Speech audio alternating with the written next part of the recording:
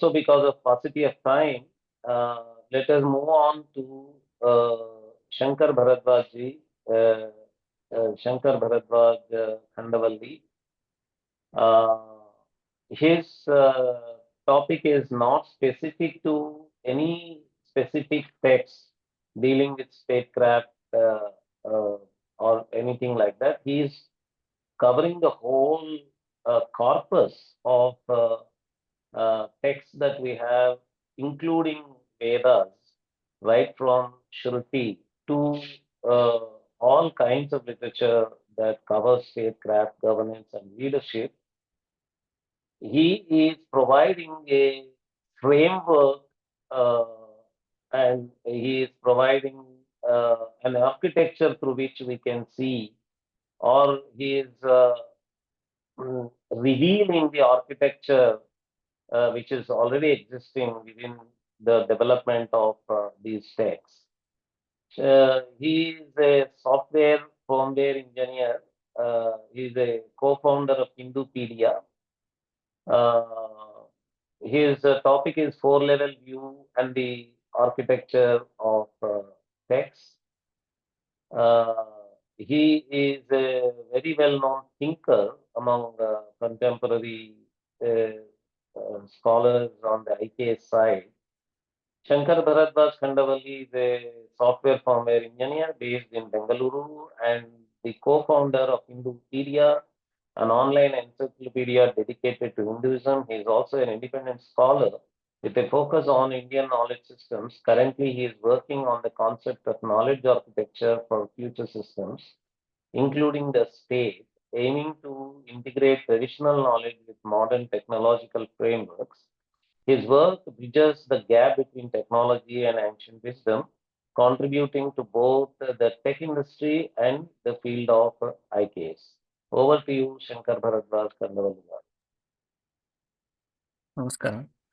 This is a concept that I have been working for the past few years. The four-level view and the architecture of text. Broadly, in the current conversation, I'd like to go over what briefly the four-level view is and how from that view our texts look like, the architecture of texts look like. Then contrast of the systems, the traditional versus the whatever we currently have, the official systems.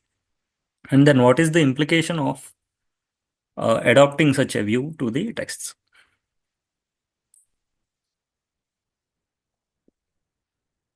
So to begin with the Śruti, the Purusha Sukta says, the third mantra, Padasya Vishwa Bhutani Tripadasya Amritan Devi. This is how the Purusha is seen as having four parts, only the fourth being the manifest and visible as what we see as the universe.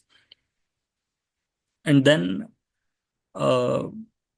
it says the upper three are immortal and invisible for the common untrained eye. And what those three are, there is another mantra in the same sukta. Dhata prastad yamuda jahara shakra pravidwan pradeshacharastra. Basically, the learning of Purusha, understanding of Purusha that Indra has gained from Dhata, which actually, this is just a citation here, but the detail of what that knowledge is, we find elaborately in Chandogya Upanishad, 8th chapter, where Virochana and Indra approach Prajapati, or Dhata as called here. And then Indra actually does 101 years of tapas learning, and then he understands the four parts of the Purusha. The corresponding consciousness levels of those four we find in the Mandukya Upanishad, which is where it is said, the entire Upanishad is about those four, so I'm not citing it here. Atma Chatushpat, Atma is the same as Brahman, and Atma has four parts. Those four parts as the consumers of the gross, the subtle, sthula, sukshma, karana, and turiya avastha. These are the four consciousness states of those four parts of the Purusha as mentioned in the Mandukya.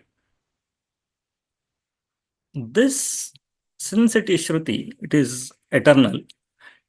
It applies to the cosmos as well as the individual being, the Atma, and also all things that are visible in the cosmic and the natural world.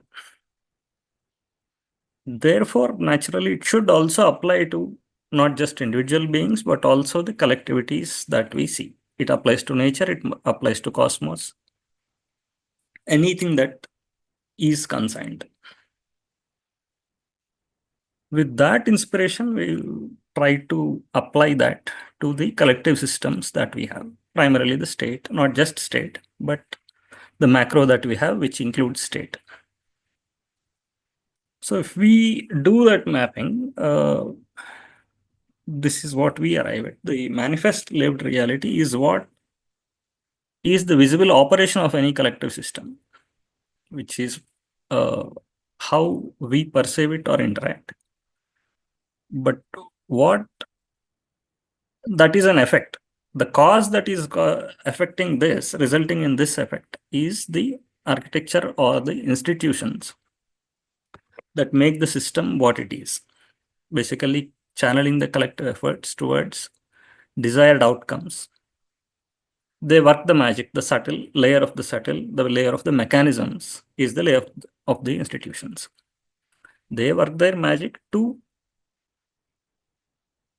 give us the results that it is meant to. And what are those goals really for which the institutions are really working? That is the layer of the doctrine or the principles, which maps to the causal layer of the being. And that in turn is not axiomatic per se. It is normally perceived as normative or axiomatic. It is not so, because that itself has to be derived from something which again, as the ontological source says, or axiomatic sources say, the one that is ever existent. For its purposes, we create these things. So those purposes themselves get defined based on a certain ontological view or a worldview. And the descent happens by causation, by subtlety, and also by permanence. So the gross is the most impermanent, although it's most permanently perceived. And it is caused by subtle, which is more permanent. The institutions have a greater permanence than individuals. And the institutions themselves evolve based on the principles. The principles have a greater permanence because institutions come and go to fulfill certain principles. And why it's important for us to understand these four levels is the cost and effectiveness of any transformation depends on which level the change is initiated. Anything that goes bottom up is extremely costly and also involves a certain level of civilian trauma for any collective system. Any change that is initiated top down from the principles involves less cost, and it is going to ensure a greater harmony between the system and the society. So broadly, this is how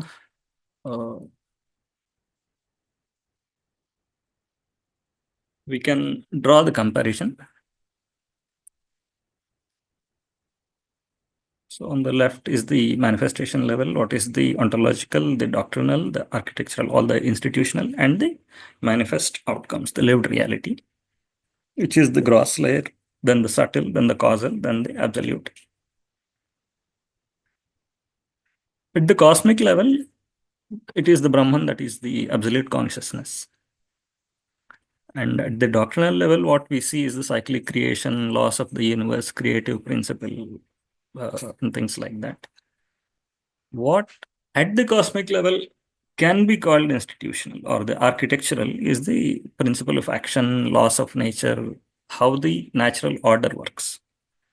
And what is the outcome of all that? What we see as the phenomenal world and all the experiences of the world, all the evolution in the nature and things like that, evolution in the biosphere. Correspondingly, in the system design, at the ontological level is what we have, what we call a worldview. We can choose our word, but it's a convenient word to use. What is the nature of the world? What is the nature of man? What are the purposes of life? And what is our causation theory that explains the happiness and misery? What are the, and then comes the doctrinal layer, which based on a certain worldview lays down the ideals that the collectivity and the individual have to pursue so that those purposes of life can be fulfilled. So from the ontological, the content level becomes normative there. Then we have an institutional architecture, basically design of all our collective institutions, our desha, kula, jati, the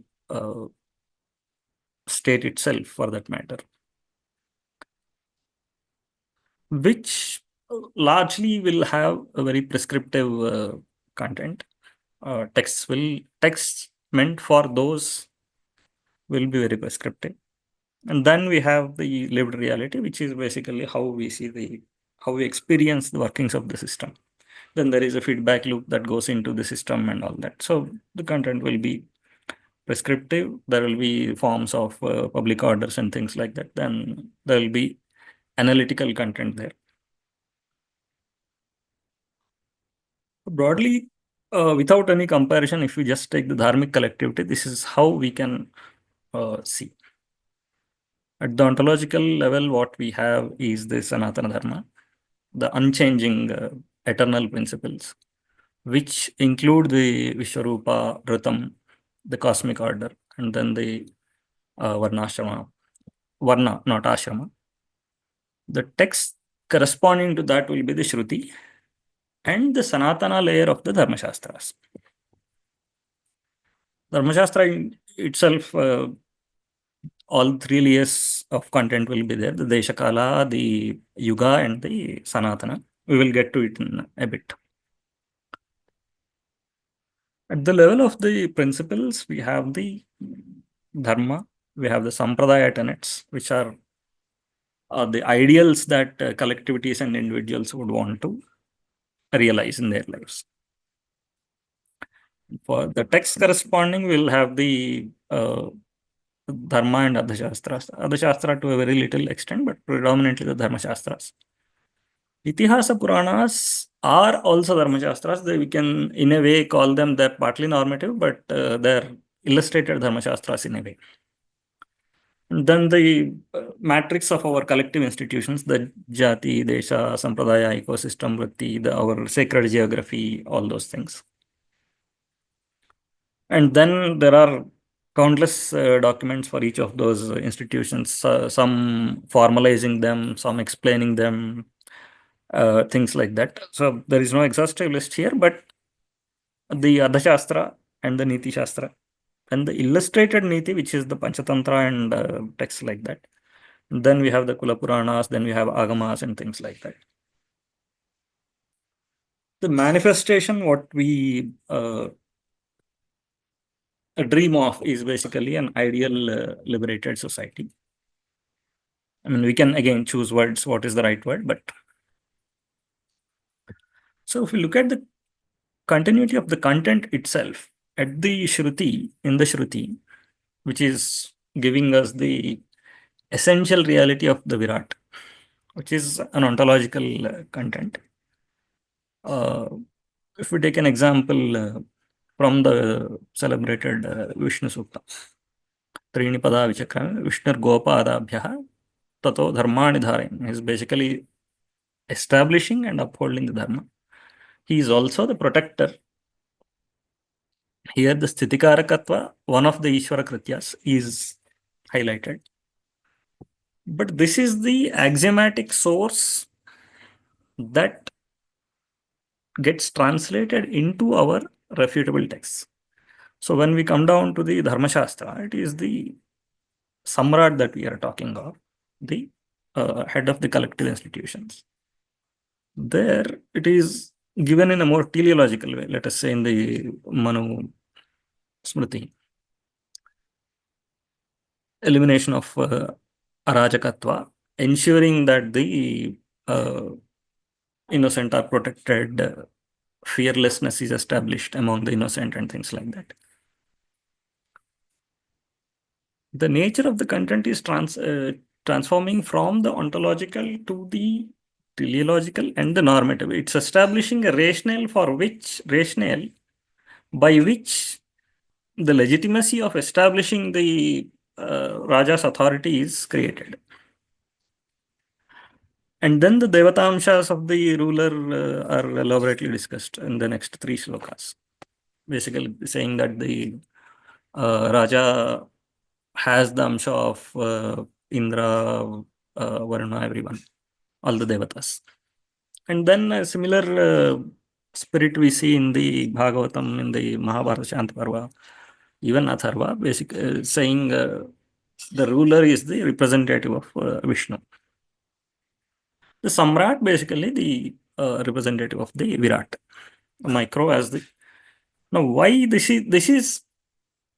looks theological in a way, but essentially, if we adopt the formal knowledge prism, the axiomatic is being translated in a way that the context-free content of the Shruti, which is the impersonal and eternal, is getting contextualized for a human collectivity in a way that there is probity in such a translation. For instance, whether a policy should be in a certain way or not is determined by the teleology of the ruler established here, teleology of the state that is established here. So it's not just that state exists as a self-perpetuating, self-justifying entity, but its justification is derived from somewhere. We will see its importance in a short while. There is another good instance where the Palaka is the instance of a representative of Vishnu. And then how it translates down, if we come down from the Dharma to Arthaśāstra and Nīti. In Shukranīti, it's telling the protection of the people is more. It's his duty nevertheless. It is prescribed. It's a prescriptive content, but it's given as a way for the success of the king. How one can be a good king. So the nature of the content has translated further down into what can be operationalized for somebody who wants to be a good king, from establishing the rationale for having a king, which itself came from an axiomatic content that is saying the order in the world runs because there is a certain entity that has these qualities, which are now to be seen within somebody like a king. So thus we have this content style that evolves, that flows down through the text, right? One is ontological, which draws from the axiomatic. Then we have normative, which is refutable, which is unique for our knowledge, because normative is not usually refutable content. Then we have prescriptive based on the normative. Then we have a feedback loop, which is the lived reality. So from worldview to architecture, as we flow down, the statements do become more prescriptive, which are often mistaken for rigidity and flexibility, which are not really the case, which are basically contextualizing for that purpose. Why we say this? Because executive often has a greater operational flexibility. It does not have doctrinal flexibility. So the doctrine content has a very different nature of, very different epistemic nature compared to the executive.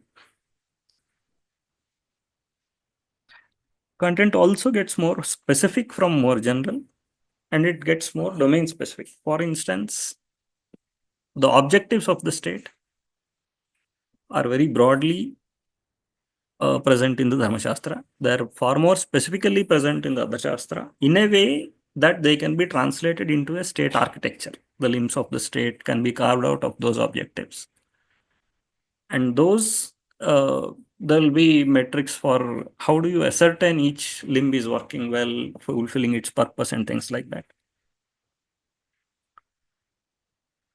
And then there is a contextualization of the general principle of state as a Raja as a Palaka, Raja Yatha Raja Tatha Praja, all this as specific goals for each limb and each domain.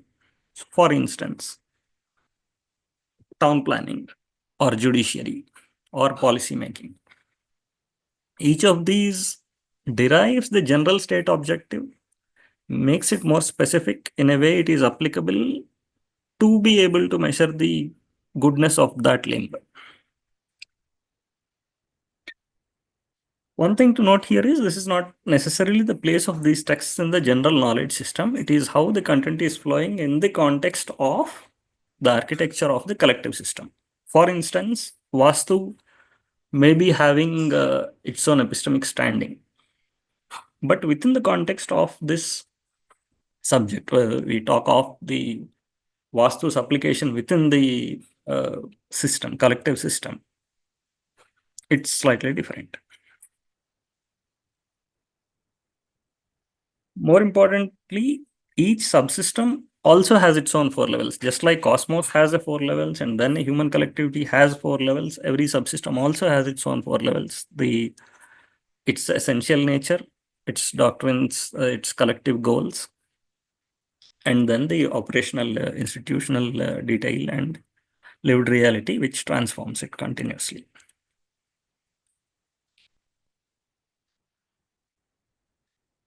So we don't want to go into the details of the Shāstras, but if we just take a broad listing of simply the chapters in the Dharma and Arthaśāstras, we can do this content positioning much better. Let's say, for instance, Dharmaśāstra, Manodharmaśāstra, here we have taken, for example, starts with creation, time cycles, nature of man, importance of Shāstras, inspiration for action, then the sources for understanding Dharma, and then it comes to the land where the law applies, the Aryavarta, and where different types of laws apply. And then the life code, basically code of life as people follow.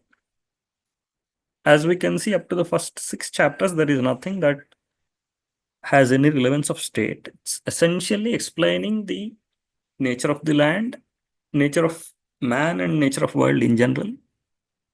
This is a reference point. This is basically derived as an ontological content, which is becoming a reference for the state to architect itself, because this is the society for which the state is required. And this content is missing in not just current Indian constitution, but any modern constitution in general. So its normativity is problematic because it is not stating the objectives in a way there is probity and the ability to transform those objectives. So from there, the Rajadharma is there, the teleology and state doctrine is there, jurisprudence is there, law and order.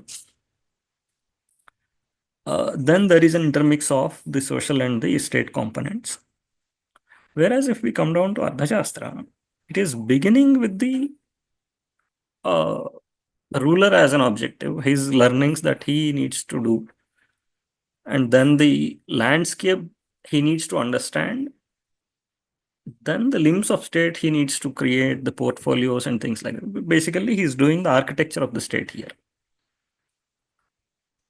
So if we go back, there is a very seed level doctrine that is mentioned in the Arthaśāstra, but a very elaborate architecture, which is corresponding to our subtle layer. And then it comes down to guidelines for policy.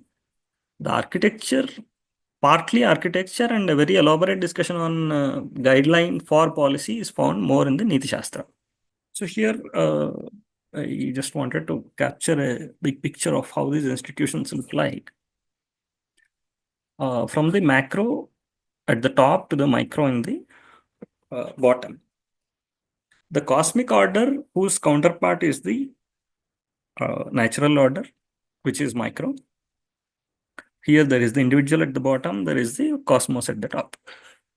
All the collective institutions are vehicles to harmonize the micro and macro, number one. Number two, each institution is a vehicle for enabling fulfillment of life of individuals and collectivities in certain spheres. For instance, the desha, kula, and sampradaya. These become a matrix in themselves. Although sampradaya we have captured on the left, which is a time function, therefore it's not on the right. The right is mostly the socially visible components, which are organized components. The left is the time component. The center is the state, which is the power structure, hierarchical power structure. Most modern systems lack this orthogonality between the time, social, and the state functions. Essentially, nation state consumes the rest of the collectivities under its power structure.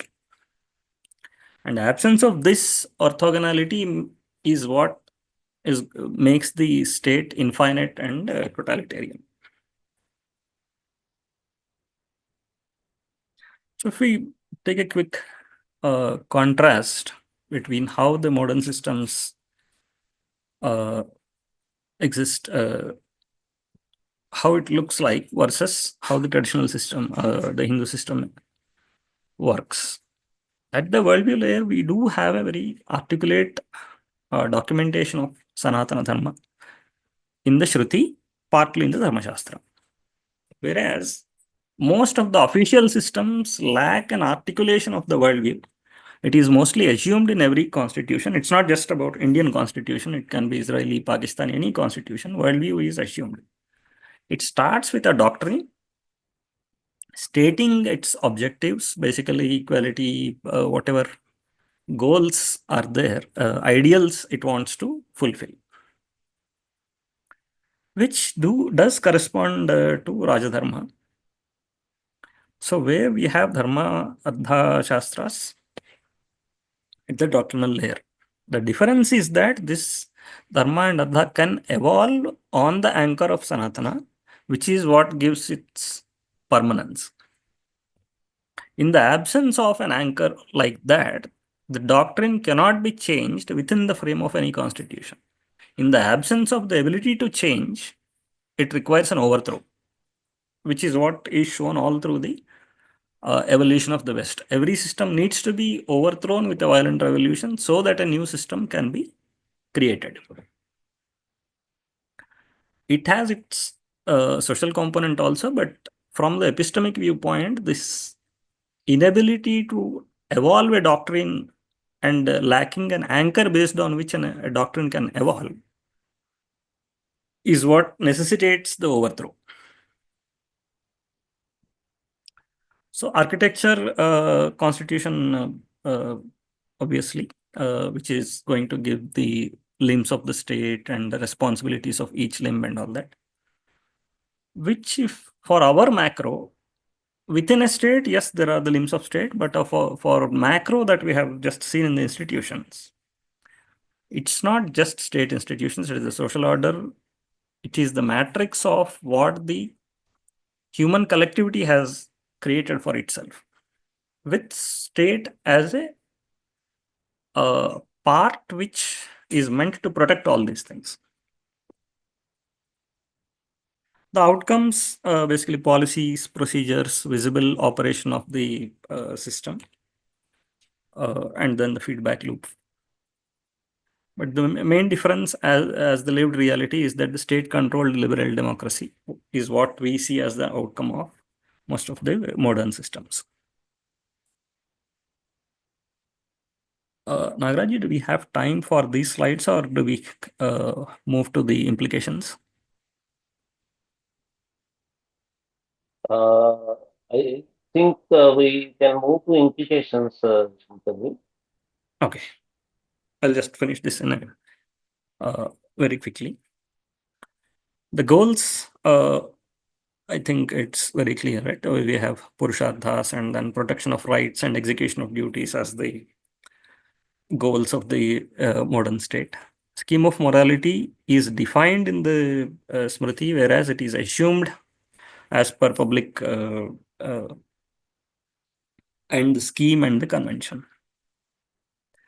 The institutions of nation are distinct from the institutions of the state in our case, whereas in a nation state, there is no such thing. The applicability of law of land is distinct from the universal and natural righteous order in our scheme, whereas in the modern republics, it is confined to the nation state, which basically creates an atomization of nations. And then all the struggle for globalization, seeing nationalism as the obstacle, all these problems arise from this. The content of the constitution is uncompromised. There is a basic structure, but essentially it is temporal and evolving content. It is modifiable, but it's not refutable. Whereas in the traditional architecture, since there is a layering of content, there is a refutability even for the doctrines.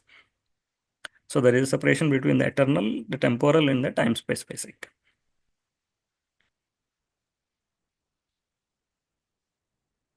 So coming to what are the implications of having such an architecture and having a four-level view? One, it's not one text or a set of texts. It is an architecture of texts that really helps us create our system. And we need such a systemic macro view to design future systems. It is also necessary so that we can strategize the formation of the collective system top-down rather than as a transformation of the existing system into what is desirable. Harmony and completeness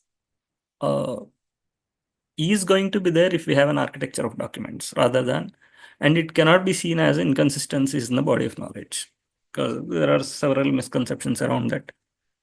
Śruti is very, general. Smritis are very restrictive in their guidelines. Dharmaśāstra are rigid, but Arthaśāstra is very flexible in operation. All these can be made sense of if we simply put them where they really belong. Executive will have a greater flexibility at operational level, but not at the doctrinal level. So if we just put Arthaśāstra as Dharmasya Moola Madhyam, the Arthaśāstra is fulfilling the goals that Dharmaśāstra has laid down. It's not really crossing them. And then four-level view definitely helps us build evolving systems that don't need violent overthrows or revolutions.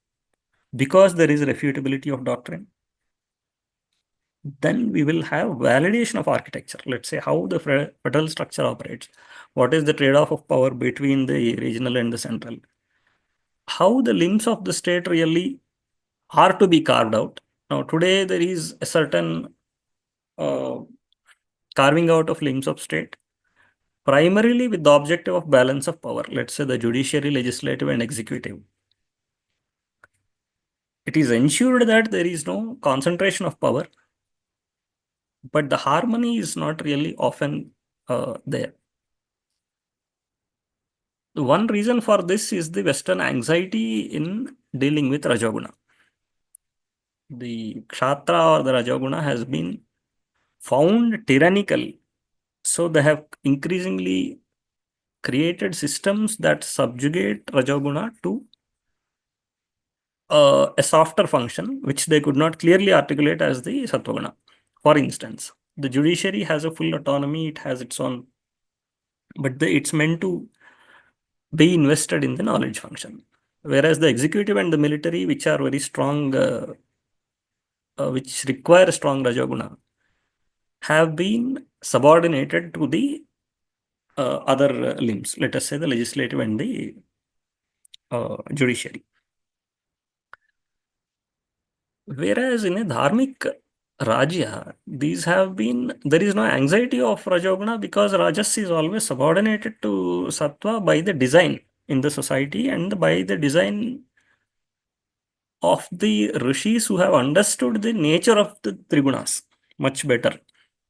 And from the ignorance of how we can cultivate Sattva comes the anxiety of how we can really subdue the ill effects of Rajoguna. This is one problem in architecting a good state. One example. Similarly, do we have the anchor of Desha Dharma in state architecture? We don't have any. As we just have seen, in the Dharmaśāstra actually lays down the lay of the land, the cultural diversity and all that, and makes it a reference point for architecting the state. Whereas the modern state doesn't take into cognizance the cultural landscape of the country. It assumes one nation, one culture, one language because that's how nation state is conceived, which doesn't really work for us. And we have also seen the ill effects of it. Many big states have this conflict. Vidarbha is unhappy in Maharashtra, Konkani, Tulu. Many deshas are unhappy in their respective states because they don't get primacy, because each state has one primary culture and language taken into cognizance as official. So the nation state inherently pits all our integration motives for conflict and renders them as disintegration motives. So this is not a problem of principle, this is a problem of state architecture. And similarly, validation of policy, where is the line to be drawn between welfareism and parasitism? Where is the line to be drawn between deterrence and cruelty? Where is the line to be drawn between justice and blackmail? All these things, we have guidelines not merely coming from the Arthaśāstras, but there is probity in how they are the ideal guidelines based on the principles which we have seen which will be laid down in the Dharmaśāstra. So why we talk of formation and not reformation? As we have seen in the past several decades, many dharmic ideals, can be pluralism, it can be distribution of power. They're all good ideas and they have been seen as good ideas.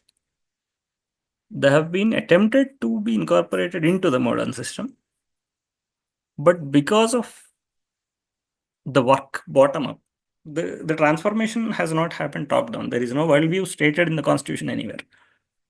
So the principle could not be modified because that's what it has to be.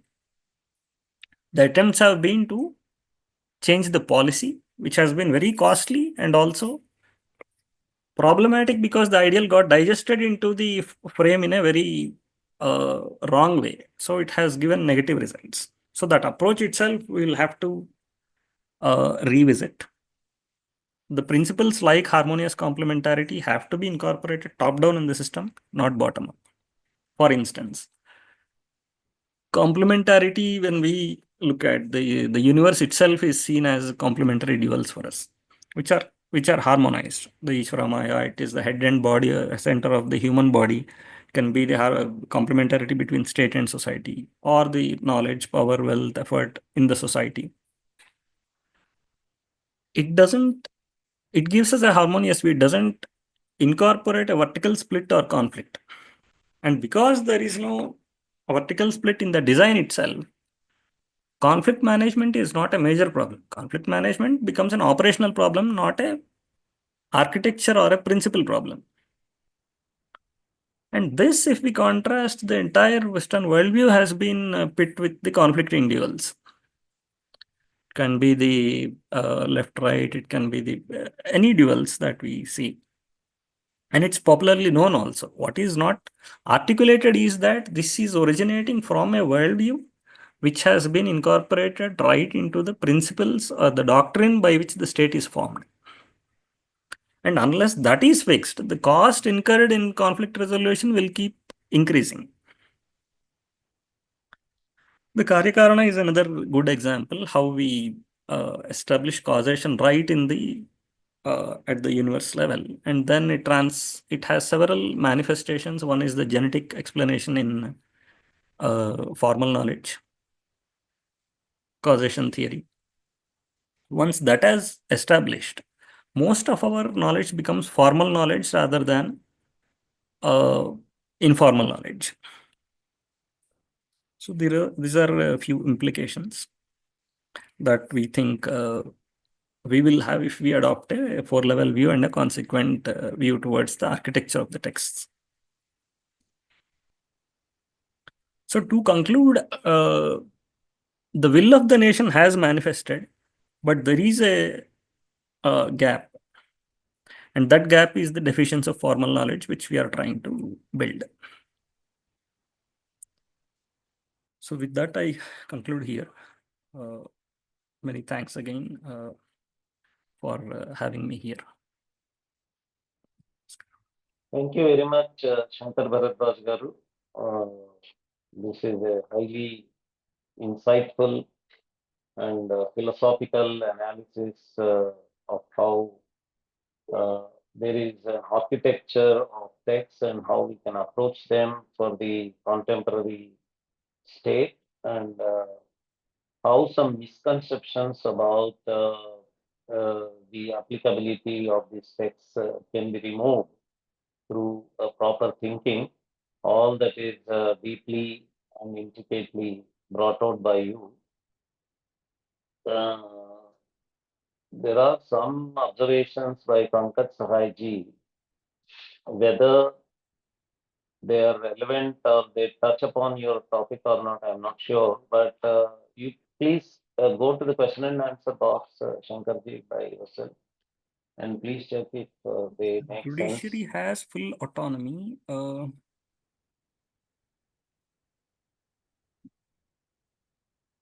So our judiciary has freedom, autonomy beyond dharma, dharmic. Okay, so the idea is not about whether the judiciary should have autonomy, but the need for autonomy in the modern system has arisen from a certain backdrop, which was their anxiety with Rajaguna, number one. Number two, the fact that a judiciary that is not autonomous might easily be subdued by misuse of executive power. So the balance of power required the separation of power. In a dharmic state, eventually the decision of the nyaya is owned by the representative state, head of the state, who is at the same time representative of public will as well as the divine will. So there is a neat harmonization that is happening there in a dharmic state by design. That's what I wanted to convey there. Okay, so I think the question is answered. The question from Pankaj Sahai ji has been answered. Now, thank you very much. Thanks again, Shankar ji. You're a deep thinker that comes out very well through your talk. Thank you again.